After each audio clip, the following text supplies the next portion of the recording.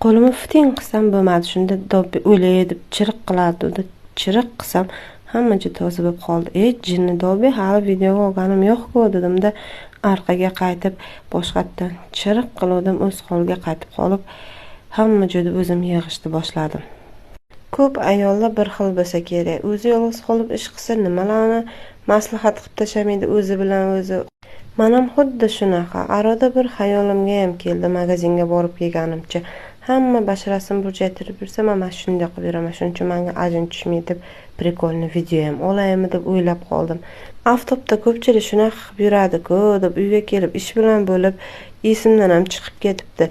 Arada galereyaga sahranit bo'lib qoldi. Hamma shu videoni ham qo'yaveray deb qo'yaverdim.